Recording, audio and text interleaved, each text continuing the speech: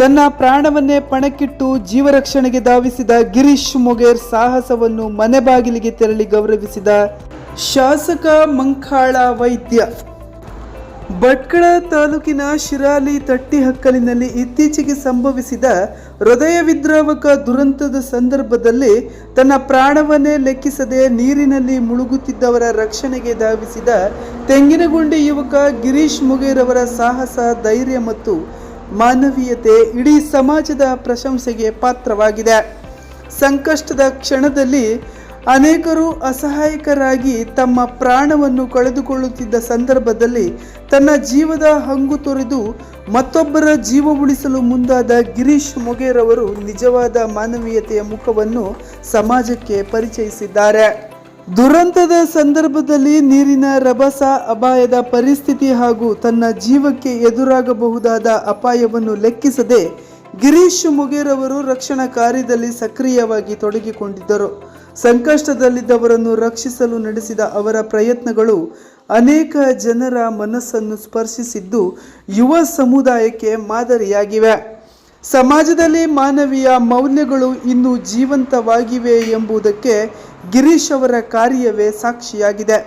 ಇಂತಹ ಅಪರೂಪದ ಸಾಹಸ ಹಾಗೂ ಸಮಾಜಮುಖಿ ಸೇವೆಯನ್ನು ಗುರುತಿಸಿದ ಶಾಸಕ ಮಂಕಾಳ ವೈದ್ಯ ಅವರು ಸ್ವತಃ ಗಿರೀಶ್ ಮೊಗೇರ್ ಅವರ ಮನೆಗೆ ಭೇಟಿ ನೀಡಿ ಗೌರವ ಸಲ್ಲಿಸಿದರು. ಹಾಗೆಯೇ ಸಹಾಯ ಧನವನ್ನು ಕೂಡ ಅವರಿಗೆ ವಿತರಿಸಿದರು.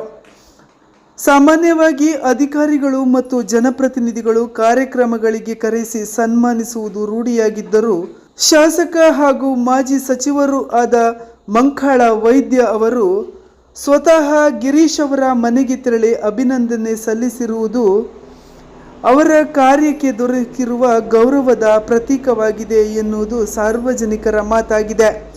ಗಿರೀಶ್ ಮೊಗೇರ್ ಅವರನ್ನು ಭೇಟಿಯಾದ ಸಚಿವ ಮಂಕಾಳ ವೈದ್ಯ ಅವರು ಸಂಕಷ್ಟದ ಸಂದರ್ಭದಲ್ಲಿ ತೋರಿದ ಧೈರ್ಯ, ಮಾನವೀಯತೆ ಮತ್ತು ಸಮಾಜದ ಬಗ್ಗೆ ಇರುವ ಕಾಳಜಿಯನ್ನು ಶ್ಲಾಘಿಸಿದರು. ಹಾಗೆಯೇ ಶಾಲು ಹೊದಿಸಿ ಸನ್ಮಾನಿಸಿದರು. ಅವರು ಸಮಾಜದಲ್ಲಿ ಇಂತಹ ಯುವಕರು ಇರುವವರೆಗೂ ಮಾನವೀಯತೆ ಎಂದಿಗೂ ಸಾಯುವುದಿಲ್ಲ. ತಮ್ಮ ಪ್ರಾಣದ ಹಂಗು ತೊರೆದು ಇನ್ನೊಬ್ಬರ ಜೀವ ಉಳಿಸಲು ಮುಂದಾಗುವ ಮನೋಭಾವವೇ ನಿಜವಾದ ದೇಶ ಸೇವೆ ಮತ್ತು ಸಮಾಜ ಸೇವೆ ಎಂದು ಮೆಚ್ಚುಗೆ ವ್ಯಕ್ತಪಡಿಸಿದರು. ಶಿರಾಲಿ ತಟ್ಟಿಹಕ್ಕಲಿನ ದುರಂತದ ನಂತರ ಸಂತ್ರಸ್ತರ ನೆರವಿಗೆ ಮೊದಲಿನಿಂದಲೇ ಸ್ಪಂದಿಸುತ್ತಿದ್ದ ಸಚಿವ ಮಂಕಾಳ ವೈದ್ಯ ಅವರು ಕೇವಲ ಪರಿಹಾರ ಘೋಷಣೆಗಳಿಗೆ ಸೀಮಿತರಾಗದೆ ಸಂತ್ರಸ್ತರ ಮನೆಗಳಿಗೆ ಭೇಟಿ ನೀಡಿ ಅವರ ನೋವಿನಲ್ಲಿ ಭಾಗಿಯಾಗಿದ್ದಾರೆ. ಈಗ ಮತ್ತೊಬ್ಬರ ಜೀವ ಉಳಿಸಲು ಸಾಹಸ ಮೆರೆದ ಯುವಕನನ್ನು ಗುರುತಿಸಿ ಗೌರವಿಸುವ ಮೂಲಕ ಸಮಾಜಮುಖಿ ಕಾರ್ಯಗಳಿಗೆ ಸರ್ಕಾರ ಮತ್ತು ಸಮಾಜದ ಬೆಂಬಲ ಇರಬೇಕು ಎಂಬ ಸ್ಪಷ್ಟ ಸಂದೇಶವನ್ನು ನೀಡಿದ್ದಾರೆ.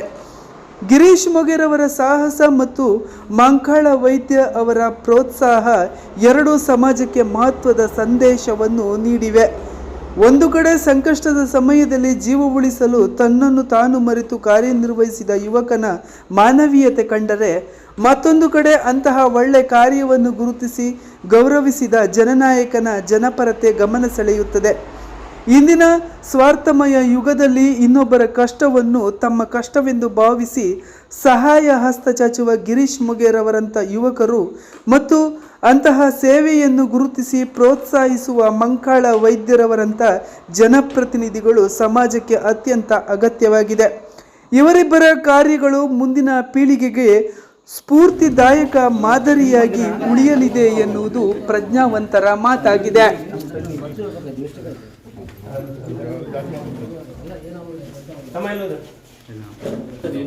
ಕಲ್ಲ ಮೇಲೆ ಇದ್ರ ಅವರು ಅಥವಾ ಏನು?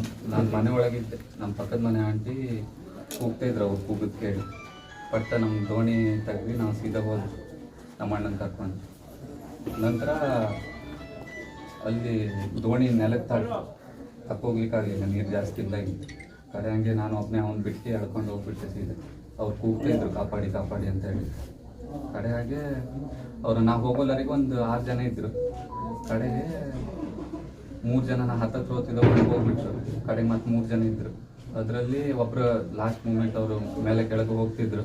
ಆ ಟೈಮಲ್ಲಿ ಹೋಗಿ ಕೈ ಹಿಡಿತಿದ್ದವಾಗೆ ಡೆತ್ತಾಗ್ಬಿಟ್ರು. ಅವ್ರು ಫಸ್ಟ್ ಮೇಲೆ ಹಾಕೊಂಡೆ. ಕಡೆ ಹಂಗೆ ಇಬ್ರು ಉಳಿದಿದ್ರು. ಅವ್ರಿಬ್ರನ್ನ ಮೇಲೆ ಹಾಕೊಂಡು ದಡಕ್ಕೆ ಸೇರಿಸಿ ಹೇಗಾಯ್ತು ಅವ್ರಿಗೆ ಹೆಂಗೆ ಗೊತ್ತಾಗ್ಲಿಲ್ಲ ಅದು ಹೆಂಗೆ ಅಂದ್ರೆ ಅವರು ವ್ಯತ್ಯಾಸ ಹೇಗಾಯ್ತು ದೇವಸ್ಥಾನ ನೋಡೋಣ ನೀರು ಈ ಕಡೆ ಬಂದು ಅಲ್ಲಿ ನೀರು first ತುಂಬಿದ್ರು daily ಬರುವ ಸ್ವಲ್ಪ ವ್ಯತ್ಯಾಸ. ಅಲ್ಲಿ ಮಧ್ಯದಲ್ಲಿ ಹೊಂಡ ಎಲ್ಲ ಉಂಟು, ಒಂದೇ ಲೆಕ್ಕದಲ್ಲೆಲ್ಲ ಇದಿಲ್ಲ, ಗ್ರೌಂಡ್ ಇಲ್ಲ ಅಲ್ಲಿ, ಅಲ್ಲಿ ಮೊದಲು ರೂಟ್ ತಪ್ಪೋಗಿದೆ. ಈ ಮಾಡೋದಕ್ಕಿಂತ ಮುಂಚೆ ಒಂದು ತಟ್ಟೆ- ಕಟ್ಟೆ ಇತ್ತಲ್ಲಿ, ಒಂದು ಮರದೊಡ್ಡ ಕಟ್ಟೆ ಇತ್ತು. ಆ ಕಟ್ಟೆಯನ್ನು ಕರೆಕ್ಟ್ ನೆನಪು ಮಾಡ್ಕೊಂಡು ಅದ್ರದ್ದು ಕರೆಕ್ಟ್ ನೋಡ್ಕೊಂಡು ಹೋಗ್ತಿದ್ರು ಅವರು.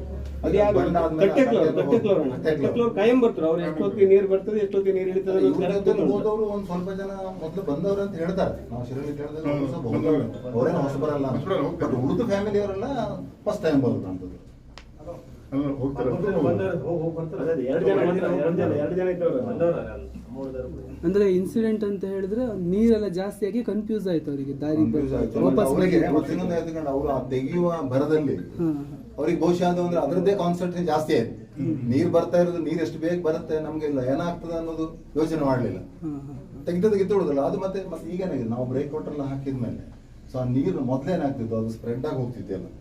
ಈಗ ಮೀನು ಬರ್ತಾ ಇಳಿತಕ್ಕೆಲ್ಲ ಅಲ್ಲಲ್ಲೆಲ್ಲ ಸ್ಪ್ರೆಡ್ ಆಗಿ ಊರು ಬರ್ತಿದ್ದು. ಈಗ ಆಗಲ್ಲ, ಒಳ್ಳೆ 2 ಸೈಡ್ ಬ್ರೇಕ್ ವಾಟರ್ ನೀರು ಎಕ್ದಮ್ ಸ್ಪೀಡ್, ಮೇಲ್ಗಡೆ ಕಾಣೋದಿಲ್ಲ, ಕೆಳಗಡೆ ಸ್ಪೀಡ್ ಸಿಕ್ಕಾಪಟ್ಟೆ ಇರ್ತದೆ. ವಿತಿನ್ ಸೆಕೆಂಡ್ ಅಲ್ಲಿ ಕಾಲು ತಪ್ಸಾಕ್ಬೋದು ಹೆಚ್ಚು ಕಡಿಮೆ ಆದ್ರೆ, ಅಷ್ಟು ಸ್ಪೀಡ್. ಅವ್ರಿಗೆ ಅವ್ರದ್ದೇನು ಅವ್ರಿಗೆ ಲಕ್ಷಣೇ ಇಲ್ಲ. ಆ ಬರುವ ಸ್ಪೀಡಿಗೆ ನಾವು ಎಷ್ಟು ಸೆಕೆಂಡ್ ಒಳಗೆ ಬರ್ತದೆ, ನಾವೀಗ ಹೋಗ್ಬೇಕು ಅನ್ನೋ ಇದೇ ಇಲ್ಲ ಅವ್ರಿಗೆ. ಹಾಗಾಗಿ ಅವ್ರಿಗೆ ಗೊಂದಲ ಆಯ್ತು ಪಾಪ. ಮತ್ತೆ ಸ್ವಲ್ಪ ಪ್ಲೇಸ್ ಚೇಂಜ್ ಆಗಿದೆ, ಅವರು ರೆಗ್ಯುಲರ್ ಬರುವಂತ ಪ್ಲೇಸ್ಗಿಂತ ಸ್ವಲ್ಪ ಆ ಕಡೆ ಈ ಕಡೆ ವ್ಯತ್ಯಾಸ ಆಗಿದೆ. ಅದು ಮೊದಲೇ ಕರೆಕ್ಟ್ ಒಂದು ಗುರುತ ಕಟ್ಟಿ ಇತ್ತಲ್ಲಿ, ಒಂದು ಮರ ಕೂಡ ನೀರಲ್ಲಿ ಇತ್ತು, ಅದರದ್ದೇ ಅಂದಾಜಿನಲ್ಲಿ ಅಲ್ಲ ತೊಟ್ಟೆ ಕಲ್ತರೂ ಆಲ್ಮೋಸ್ಟ್ 90% ಅದರಲ್ಲೇ ಹೋಗುದು ಅವರು. ನಾವಿಲ್ಲ ನಿಂತ್ಕೊಂಡು ನೋಡ್ತಾರಲ್ಲ, ಇದೊಂದು ಅದೇ ಹೇಳಿದ್ರೆ ಚಾನಲ್ ದಾಟಿ ಈಚೆಗೆ ಬಂದಿದ್ದವ್ರು ಎಲ್ಲರೂ.